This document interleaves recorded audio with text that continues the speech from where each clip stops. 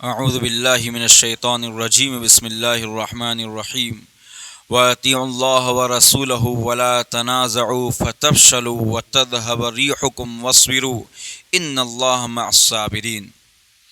میرے دوستوں، آج پوری دنیا کے اندر مسلمانوں کے ساتھ جو حالات ہیں اور مسلمانوں پر جو ظلم ڈھائے جا رہے ہیں اور مسلمانوں کو ظلم کا شکار بنایا جا رہا ہے، پورے دنیا کے اندر مسلمان ہمیں کمزور، مغلوب اور مرعوب ہوتے ہوئے نظر آ رہے ہیں۔ حالانکہ اگر ہم اپنی تاریخ کو پڑھیں اور سنیں تو ایسا نہیں ہے کہ مسلمانوں کی یہ حالت ہمیشہ سے رہی ہو۔ مسلمان ہمیشہ مغلوب رہا ہو، مسلمانوں کو ہمیشہ ستایا جاتا رہا ہو، ایسا نہیں ہے۔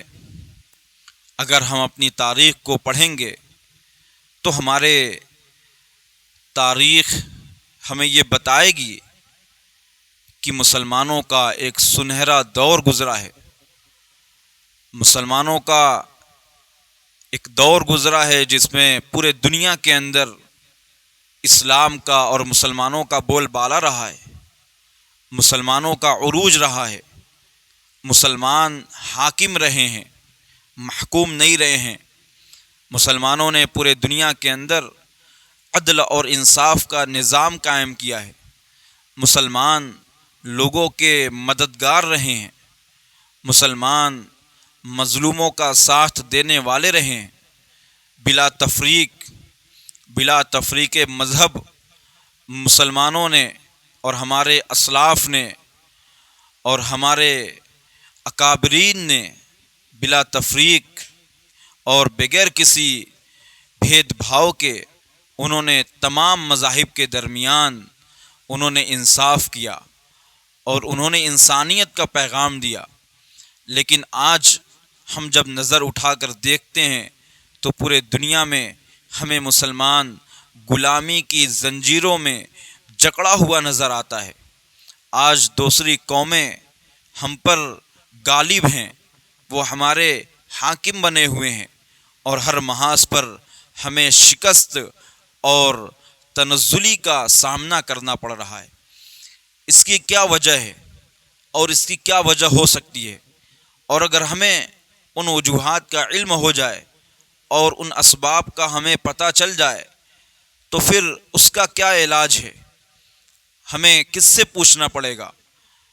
کون ہمیں بتائے گا کہ ہم کون سی چیز کریں اور کس سے بچیں جس سے ہم اس مرعوبیت اور محکومیت کی زنجیر سے باہر نکل آئیں؟ تو قرآن کی آیت جو میں نے آپ کے سامنے تلاوت کی ہے، جس کے اندر اللہ رب العالمین نے ارشاد فرمایا وَأَطِيعُوا اللَّهَ وَرَسُولَهُ، کہ اللہ کی اطاعت کرو اور اس کے رسول کی اطاعت کرو۔ یعنی اللہ اور اس کے رسول کی اطاعت یہ مسلمانوں کو عزت دلانے کا راستہ ہے۔ اللہ اور اس کے رسول کی اطاعت ہی مسلمانوں کی سربلندی کا ذریعہ اور اسباب ہے۔ مسلمان اگر پوری دنیا کے اندر عزت کے ساتھ زندگی گزارنا چاہتا ہے، سربلندی کے ساتھ زندگی گزارنا چاہتا ہے اور حاکمیت کے ساتھ زندگی گزارنا چاہتا ہے تو مسلمانوں کے زندگیوں میں اللہ اور اس کے رسول کی 100% اطاعت ہونی چاہیے، 100% فرما برداری ہونی چاہیے۔ آپ صلی اللہ علیہ وسلم کی 100% سنتوں پر مسلمانوں کو آنا ہوگا۔ تو اللہ اور اس کے رسول کی اطاعت یہ مسلمانوں کی کامیابی کا راز ہے۔ اور اللہ رب العالمین نے ایک چیز اور فرمائی وَلَا تَنَازَعُوا، کہ تم آپس میں اختلاف نہ کرو، تم آپس میں ایک دوسرے کے گریباں نہ پکڑو۔ وَلَا تَنَازَعُوا، تم آپس میں لڑائی جھگڑے نہ کرو، تم آپس میں نہ بکھرو۔ تم اپنے آپس کے اتحاد کو پارا پارا نہ کرو. اگر ایسا کرو گے ولا تنازعوا، ایسا نہ کرو، اگر تم جھگڑو گے فتفشلوا، تو تم بزدل ہو جاؤ گے.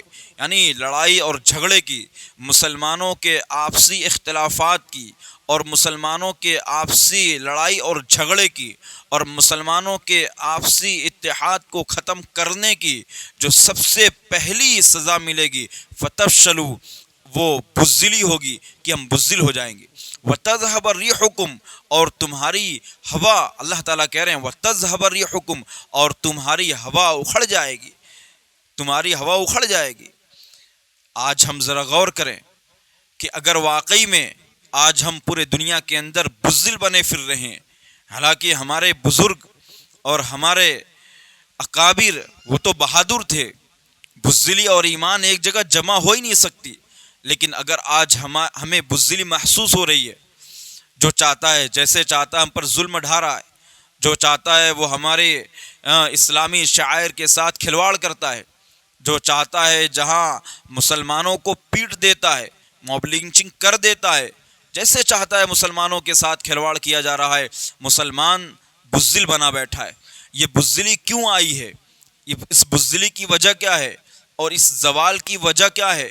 اور جو ہماری ہوا اکھڑ چکی ہے اور ہمیں کچھ سمجھ میں گویا نہیں آ رہا ہے کہ ہم کیا کریں، ہماری صفوں میں ہماری صفیں اکھڑ چکی ہیں، اس کی بنیادی وجہ ہمارے آپسی اختلافات ہیں، جس سے اللہ تعالیٰ روک رہے ہیں وَلَا تَنَازَعُوا، کہ تم لڑائی جھگڑے نہ کرو. وہ ہمارے آپسی جھگڑے ہیں. آپ دیکھ لیجئے کہ مسلمانوں کے آپسی لڑائی کا کیا حال ہے، آپسی اختلافات کے کیا حال ہیں. کوئی مسجد ایسی خالی نہیں جہاں جو مسجد اختلاف کی شکار نہ ہو. وہ مسجد جہاں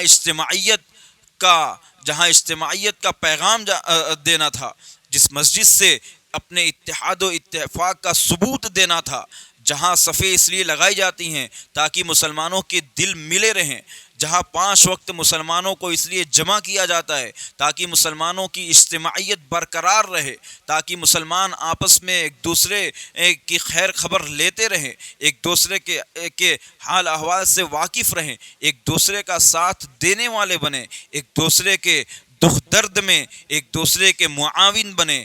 اس لیے ان مسجدوں کے اندر 5 وقت جمع کیا جاتا ہے. اور مزید اجتماعیت کو بڑھانے کے لیے ہفتے میں ایک دن کئی ساری مسجدوں کے مصلیان کو ایک جگہ جمع ہونے کا حکم دیا جاتا ہے تاکہ اجتماعیت میں مزید مضبوطی آئے. اور مزید اجتماعیت کو مضبوط کرنے کے لیے عید الفطر اور عید الاضحیٰ کے موقع پر میدانوں میں جمع کیا جاتا ہے کہ ہماری اجتماعیت برقرار رہے. لیکن آج وہی مسجدیں اختلافات کے شکار ہیں.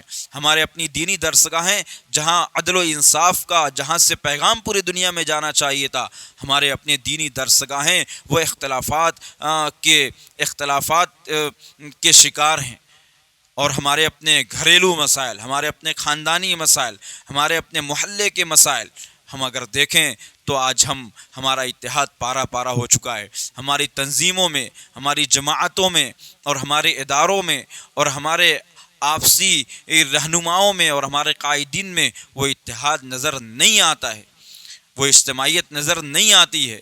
ہم مسلکی اور ہم علاقائی اور ہم برادری واد جھگڑوں میں مبتلا ہیں. میرے دوستوں، آج یہی وجہ ہے کہ پورے دنیا کے اندر مسلمان غلام بنا ہوا ہے. آج تعداد بھی ہماری زیادہ ہے اور وسائل بھی ہیں، ہمارے پاس مال و دولت بھی ہے، لیکن اس کے باوجود بھی آج ہم مظلوم ہیں، ہم محکوم ہیں، ہم مرعوب ہیں، ہم ڈرے ہوئے ہیں، ہم بزدل بنے ہیں. اس کی بنیادی وجہ ہمارے آپسی لڑائی اور جھگڑے ہیں. اس لیے اگر ہم یہ چاہتے ہیں کہ موجودہ حالات کے اندر ہم عزت اور سربلندی کی زندگی گزاریں، تو پھر ہمیں آپسی اختلافات کو ختم کرنے ہوں گے، ہمارے آپسی لڑائی اور جھگڑے کو ختم کرنے ہوں گے. اور خاص طور سے ہمیں اپنی مسجدوں کو اتحاد و اتفاق کا گہوارہ بنانا ہوگا.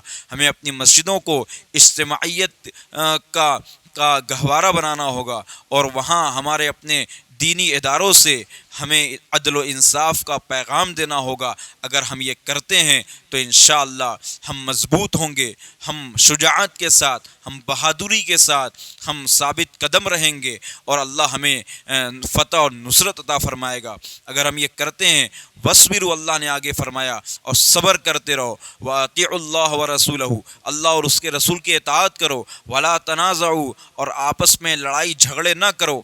اگر کرو گے تو کیا ہوگا؟ فَتَفْشَلُوا، بزدل ہو جاؤ گے، وَتَذْهَبَ رِيحُكُمْ، اور تمہاری ہوا اکھڑ جائے گی۔ تو اللہ نے کہا یہ نہ کرو، اور کیا کرو؟ وَاصْبِرُوا، اور صبر کرتے رہو، یعنی جمے رہو، ڈٹے رہو، اور ہمت نہ ہارو۔ اگر ہم صبر سے کام لیں گے، ان اللہ مع الصابرین، تو بے شک اللہ تعالیٰ صبر کرنے والوں کے ساتھ ہے، بے شک اللہ تعالیٰ صبر کرنے والوں کے ساتھ ہے۔ اور صبر کرنے کا مطلب یہ ہے کہ ہم ہر حال میں اللہ کے اور رسول اللہ کے رسی کو مضبوطی کے ساتھ تھامے رہیں، قرآن پر ہم مضبوطی کے ساتھ عمل پیرا رہیں، اور آپس میں ہم بٹے نہ، ہم آپس میں ٹکراؤ نہ کریں، ہم آپس میں اتحاد و اتفاق کے ساتھ، اور تمام مصیبتوں اور تمام پریشانیوں کو ہم جھیلتے ہوئے اور اپنے قدموں سے روندتے ہوئے ہم آگے بڑھتے رہیں، اور اللہ کے بھروسے ہم کام کرتے رہیں۔ انشاءاللہ ہمیں دنیا کے اندر عزت نصیب ہوگی، سربلندی عطا ہوگی، اور انشاءاللہ پورے دنیا کے اندر ہم وہ عدل و انصاف کو قائم کرنے والے ہوں گے، اور ہم بھی بلا تفریق مذہب اور بلا تفریق علاقائیت ہم دنیا کے اندر انسانیت کا پیغام پہنچانے والے ہوں گے۔ تو اصل اس آیت کا میں یہ پیغام دینا چاہتا ہوں کہ ہم آپس میں بٹنا نہیں ہے، ہمیں آپس میں لڑنا نہیں ہے، ہمیں اپنے خاندان اعتبار سے، اور اپنے محلے کے اعتبار سے، اور اپنے گھروں کے اعتبار سے، اور مسجدوں کے اعتبار سے، اور اپنے اداروں کے اعتبار سے، اور اپنی تنظیموں اور تحریکوں کے اعتبار سے ہمیں ایک ہونا ہے، اور ایک مٹھی بننا ہے، اور اجتماعیت کو برقرار رکھنا ہے، اور اتحاد و اتفاق کے ساتھ ہمیں چلنا ہے۔ انشاءاللہ اللہ کی مدد اور اللہ کی معیت ہمارے ساتھ ہوگی۔ وآخر الدعوانا الحمدللہ رب العالمین۔